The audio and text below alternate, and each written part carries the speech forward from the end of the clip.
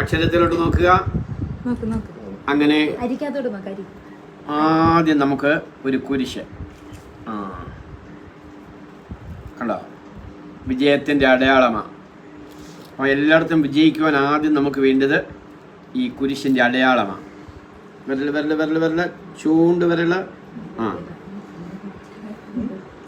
നമ്മൾ എഴുതുന്നത് ഹരി എന്നാണ് എഴുതുന്നത്. ഹരി എന്ന വാക്കിൻ്റെ അർത്ഥം ദൈവം എന്നാണ്.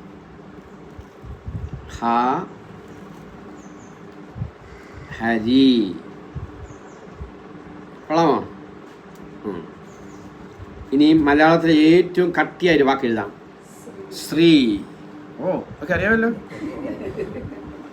കണ്ടോ, ശ്രീ. കണ്ടോ, ഇതാണ് കുട്ടികൾക്ക് പഠിക്കാൻ ഏറ്റവും പ്രയാസമുള്ള അക്ഷരം. ഓ, ശ്രീ. നമ്മളെല്ലായിടത്തും ശ്രീ ആയിത്തീരണം. ശ്രീ, ശ്രീമതി, ശ്രീമാൻ, എല്ലായിടത്തും. ഇനി നമ്മൾ എഴുതുന്ന ദൈവം.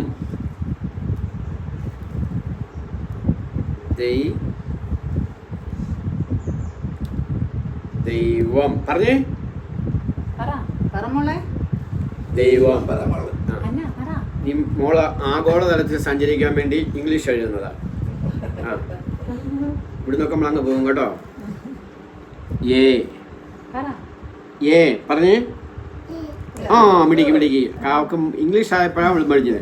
ബി പറഞ്ഞേ. ബി. കണ്ടോ, അമ്മയുടെ വല്യമ്മച്ചിയുടെ ഭാഷയൊന്നും താല്പര്യമില്ല.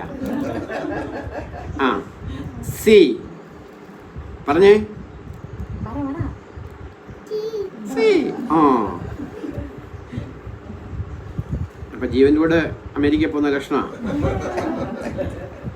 ഡി. ഏറ്റവും അവസാനത്തെ അക്ഷരങ്ങൾ നമ്മൾ എഴുതും. അത് ഏതക്ഷരമാ? കൈങ്ങോട്ട് വന്നേ.